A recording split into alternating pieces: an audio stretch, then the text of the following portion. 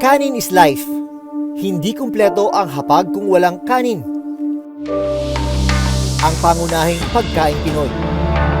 Sa buong mundo, isa ang Pilipinas sa nangungunang rice consumer. Taon-taon, umaabot sa halos 13 million metric tons ang kinakaing kanin ng mga Pilipino. Pero ang presyo ng bigas, pataas na ng pataas. Kaya kung may mag-alok na mas murang halaga, tiyak kakagat ang mamimili. Pero paano kung ang inaalok na murang bigas, scam pala? Papunta kami ngayon sa Marikina para kausapin yung isang biktima ng scam. Aalamin natin sa kanya kung anong klaseng modus ang ginamit sa kanya ng suspect para siya'y maloko.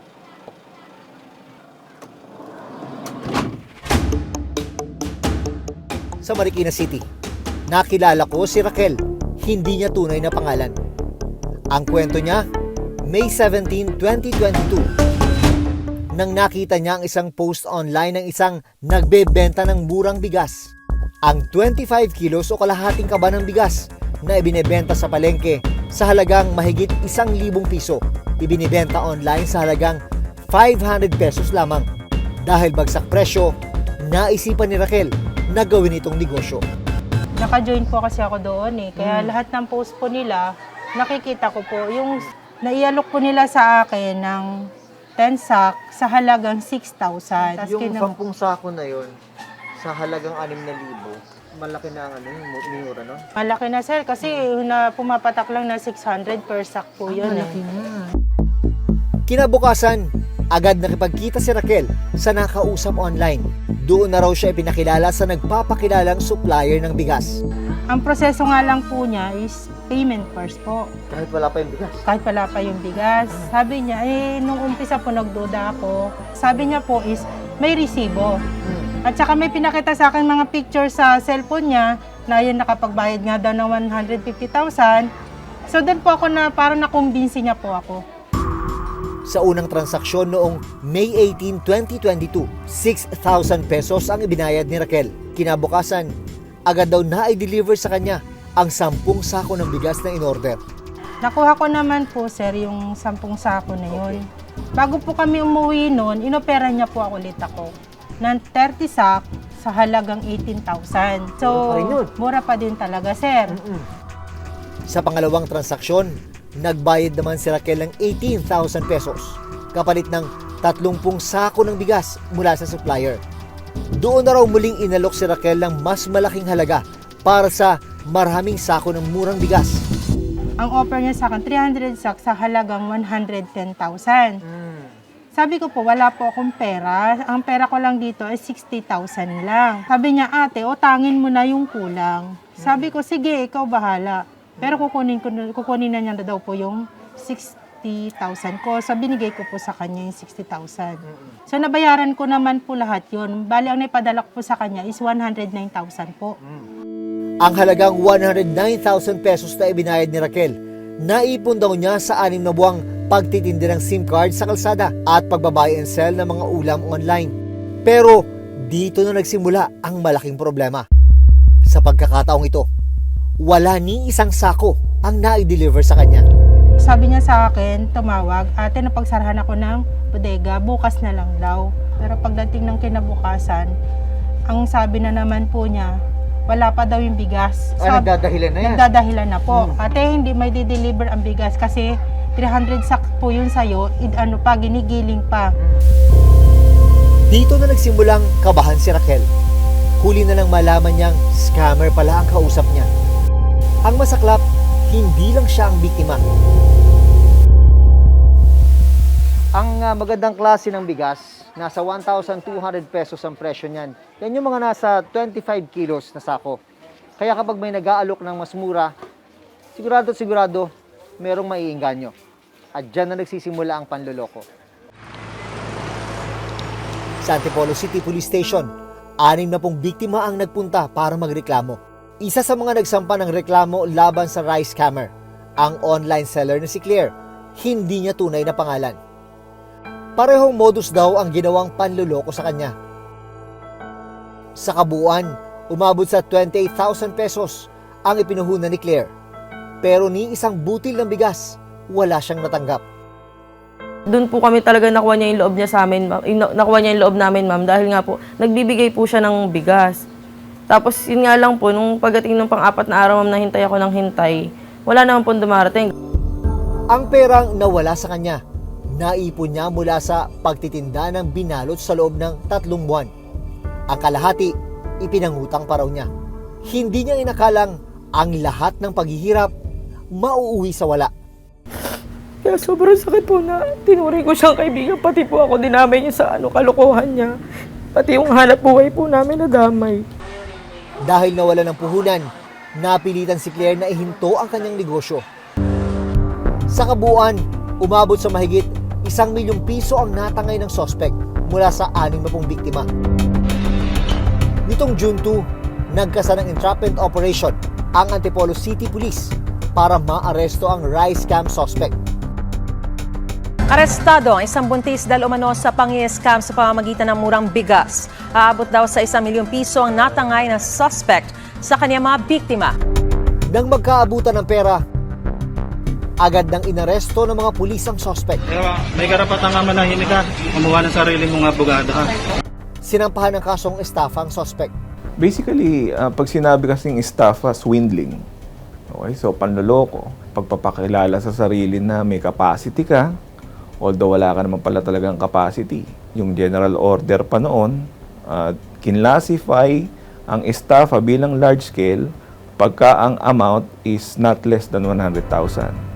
Pero sa pagpunta namin sa Antipolo City Police nitong Huwebes, nalaman naming pinalaya pala ang suspect.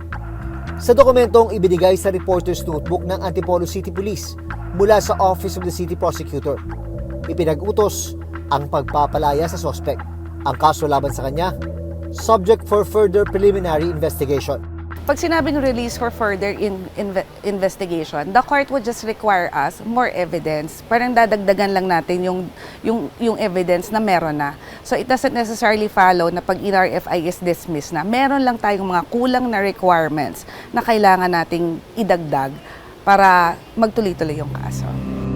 Sa patuloy na pagsisiyasat ng reporter's notebook, bukod sa bigas, nang scam din pala ang parehong suspect sa ibang lugar na ang pangako, murang cellphone at laptop. Isa sa mga nabiktima si Lynn Dumalaog. Ang cellphone at laptop na kadalasang nabibili sa mall sa halagang 20,000 pataas. Ibinebenta raw ng suspect sa halagang 1,000 hanggang 3,500 pesos. Kasi gawa daw po ng dahil 2 years ago nag-pandemic, madami daw pong mga item na galing mall phase out. Ang dami daw hindi nabenta na cellphone kasi gawa ng walang mga taong may gustong bumili ng unit na yun. Kaya naman ako, naggawa ko. Ang masaklap, nagamit pa raw si Lynn para makahikayat ng ibang mga biktima sa probinsya nila sa Aklan.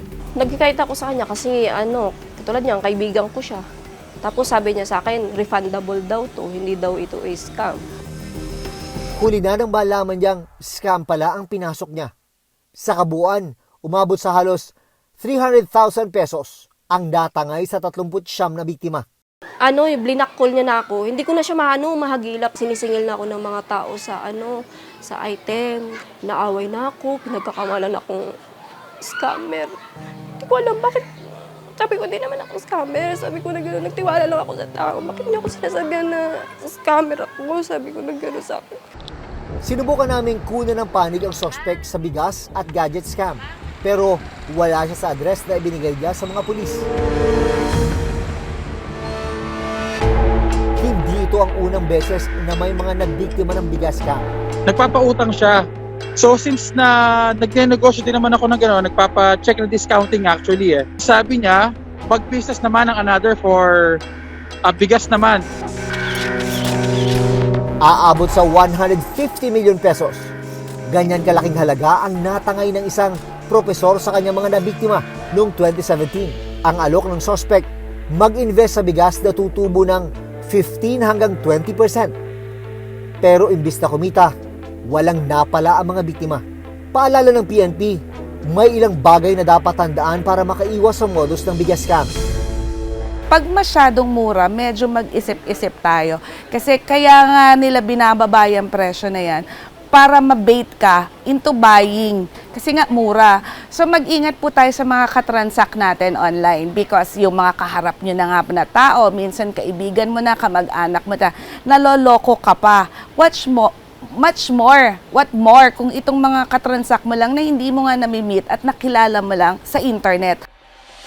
Sa aming pag-iimbestiga online, naglipa na pa rin ang nag-aalok at nagbebenta ng murang bigas online. Hindi lahat ng katransact mo legit. Papadamahin ka niyan. They would give you bait.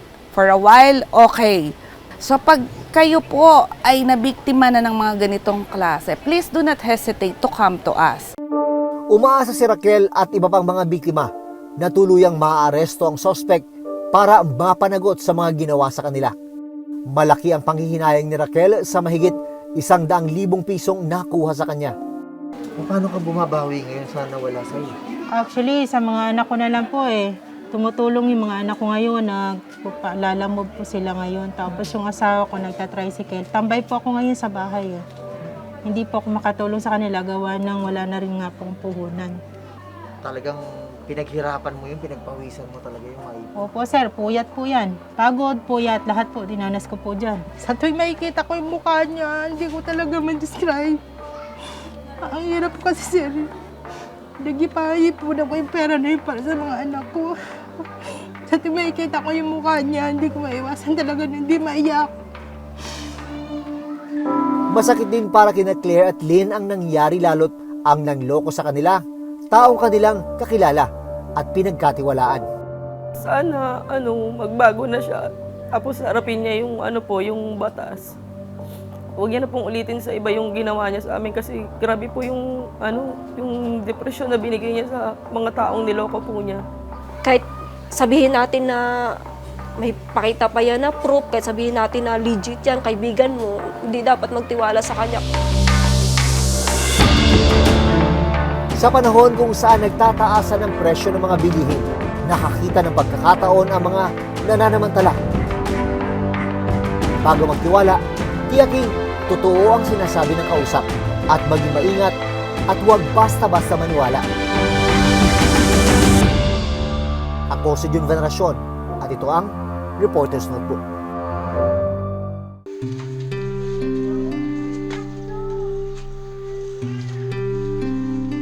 Siya si Adrian Romero. 10 taong gulang na pero ang kanyang timbang nasa 9 kilo lang, kasing bigat ng batang 2 taong gulang. Hindi siya nakagagalaw at hindi rin nakapagsasalita. Ano ang karamdamang gumupo sa kanya?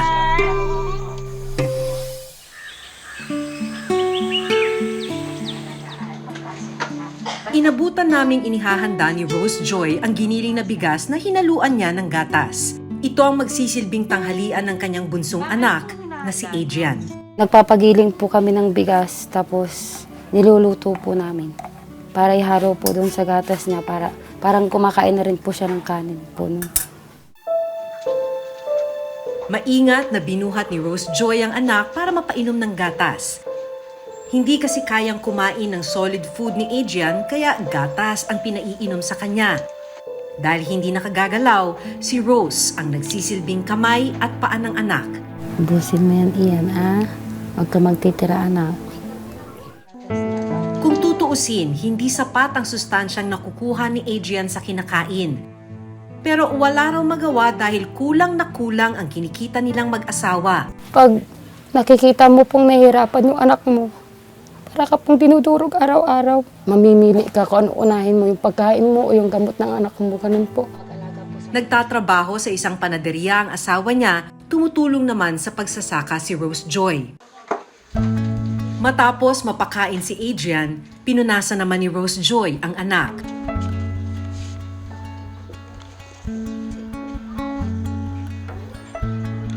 Ang maliit na papag na ito na nilagyan ng net ang nagsisilbing pahingahan at tulugan ni Adrian. Dito na po siya para hindi po masakit yung paa niya at yung likod niya po kasi pag tabla po matigas. Para mahanginan po yung likod niya kung sobrang init po. Hindi man makapagsalita si Adrian, naiintindihan ni Rose Joy ang ibig sabihin ng bawat kilos at galaw ng anak. Pag ganyan-ganyan lang po siya, nakikiramdam po siya kung sino po yung kasama niya. Tapos pag alam po niya na hindi ako, iiyak po. Ito ang larawan ni Adrian nung siya ay 3 taong gulang, malusog at nakakaupo mag-isa. Kwento ni Rose Joy, normal niyang ipinanganak si Adrian. Pero nang maglilimang buwang gulang, may napansin siyang kakaiba sa anak. Hindi po siya gumagalaw, as in ganyan lang po siya, wala po ka pong makikita na basta nararamdaman mo lang humihinga siya kasi tumitibok yung dibdib, yung dito niya gumagalaw. Pero makikita mo lang po umagos na lang yung luha dito niya. Ipinakonsulta nila ang anak para malaman ang kanyang kondisyon. Pero hindi raw agad natukoy ang sakit ni Adrian. Pag nakikita mo siya pag lagi po siya may sakit, sobrang bigat po, hindi ka makatulog. Pero minsan, pati sa pagkain, ganun po. Habang lumalaki si Adrian, dito na siya unti-unting nangayayat. Medyo naman po talaga yung masakit sa magulang eh. Yung nakikita mo yung anak mo na hindi gumagalaw. Kung pwede lang po kami magpalit. Kaso hindi pwede eh. Hanggang noong maglilimang taong gulang, natukoy ang kanyang totoong kondisyon. Si Adrian ay may epilepsy with cerebral palsy. Pag nakikita mo siya pag lagi po siya may sakit, sobrang bigat po, parang di ka makahinga. Tapos minsan matutulog ka na lang, nagugulat ka na lang, bigla tinitingnan mo kung humihinga pa siya o hindi na, ganun po. Dapat ay may iniinom na magandang klaseng gatas si Adrian para makatulong sa pagdagdag ng kanyang timbang. Pero hindi ito kayang bilhin ni na Rose Joy. Mahal po yung gatas na pinapasubok ni doktora sa amin. Mahigit 1,000 po. Nakakakuha rin ng libreng therapy si Adrian noon mula sa Rural Health Unit ng kanilang bayan. Pero natigil ito mula nang magkaroon ng pandemya. Kaya si Rose Joy na ang nagtsatsagang magmasahe sa anak. Malaking bagay ang therapy kay Adrian para sana maigalaw niya ang kanyang katawan. Susunod, bandang hapon napansin ni Rose Joy na matamlay si Adrian. At nang hawakan niya ang anak, may sinat pala ang bata. Agad kaming nakipag-ugnayan sa Rural Health Unit ng Santa Barbara. Matapos suriin si Adrian, dito na kinakitaan ng iba pang sakit.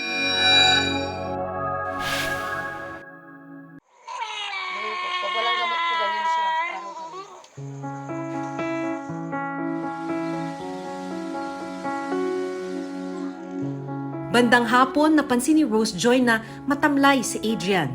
At nang hawakan niya ang anak, may sinat pala ang bata. Kailangan na po siyang mapainom ng paracetamol para gumaling na po siya. Para po mamayang gabi, hindi na po siya magpupuyat ulit. Hinihintay ko lang po yung sahod ko. Agad kaming nakipag-ugnayan sa Rural Health Unit ng Santa Barbara. Gusto raw kasing madala ni Rose Joy sa pagamutan ang anak.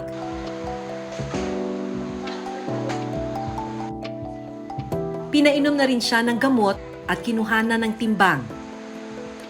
Matapos suriin si Adrian, dito na kinakitaan ng iba pang sakit. Napakababa ng timbang niya compared sa age niya. Tapos yung lungs niya, pinakinggan ko, baka anytime mag-result pa yan sa hindi na. Ilang gamot din ang binigay ng RHU kay Adrian.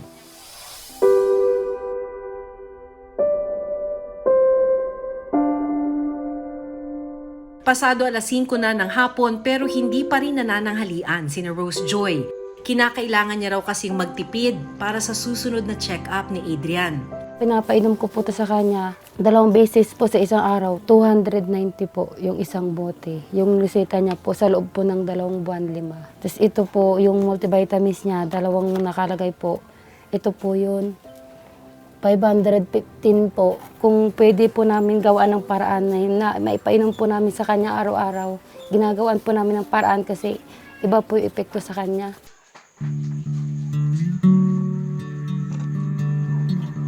Minsan po, nawawala na rin po ako ng pag-asa kasi hindi ko po alam kung hanggang kailan ko po siya makakasama. Kaya sabi ko po, kung sana naging mayaman lang ako siguro, lahat ng kailangan ng anak ko na ibibigay ko. Matapos alagaan ng anak, hindi pa pwedeng magpahinga si Rose Joy dahil kailangan niyang dumiretso sa bukid. Pupunta na po ako ng bukid pag tulog na po siya para pagising niya po, nasa bahay na po ako. Kumikita ng 100 hanggang 500 pesos si Rose Joy. Pagkakasyahin na niya raw ito para sa isang buong linggo. Habang wala si Rose Joy, ang kanyang panganay na anak na si Trisha ang nagbabantay kay Adrian. Tuwing pagkagising ko, pinapagatas ko siya tapos pinapagpagan ko yung higa niya sa labas. Anong tulong ang maaari nilang asahan sa gobyerno? Sa isang pag-aaral, 4 sa kada 1,000 ipinanganak sa buong mundo ay may cerebral palsy. Ang problema, hindi covered ng PhilHealth ang gamutan at therapy na kakailanganin ng mga kagaya ni Adrian. Specifically para sa therapy sa ngayon, wala kasi nga 17 years old lang pababa. So may yung mga ibang outpatient sa ibang mga kondisyon at saka yung aming primary care benefit lahat naman ng ng Pilipino qualified na magkaroon ng primary care benefit. Nandito tayo sa transition dahil sa universal healthcare. So marami talagang pinag-aaralan kung paano ma-expand yung primary care benefit at saka yung outpatient benefit. Ang cerebral palsy po kasi hindi na siya rare na condition. Kumbaga marami nang nakakaalam, marami nang nakakakita. Medyo nalulungkot lang kami kasi walang flow ng program para dun sa mga batang may CP talaga. So parang yun na lang yung pinaka parang hiling namin sana kahit hindi man totally free. Maliit na halaga na kaya ng lahat para ma-diagnose ng tama yung mga anak nila. Masakit man para kay Rose Joy na hindi maibigay ang kailangan ng anak, umaasa pa rin siyang balang araw mababawi ni Adrian ang mga ninakaw na oras ng kanyang sakit. Pangarap ko po sana makapag-aral, maranasan niya rin po sana yung maglaro, pumasok sa eskwela, umuwi ng bahay, pagdating niya yung mayakap ko din siya, makakausap ko siya. Hindi ko man lang siya nakitang nag-graduate sa kinder, ganon. Yung may hawak-hawak na bag, pumapasok, inahatid ko.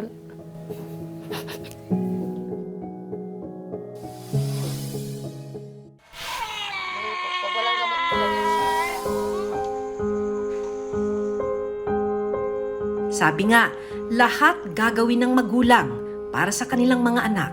Lahat po kaya kong tiisin para sa kanya kasi pinangako ko po yan eh. Di baling mahirapan ako basta kasama ko lang yung anak ko kung para sa akin. Titiisin ko kung para sa akin. Kaya hindi ko po siya susukuan. Hanggat gusto niya pong bubuhay, lumalaban siya, lalaban din po ko para sa kanya. Kaya hiling ni Rose Joy, mabigyang pansin ang mga kagaya ni Adrian na nangangailangan ng habang buhay na aruga.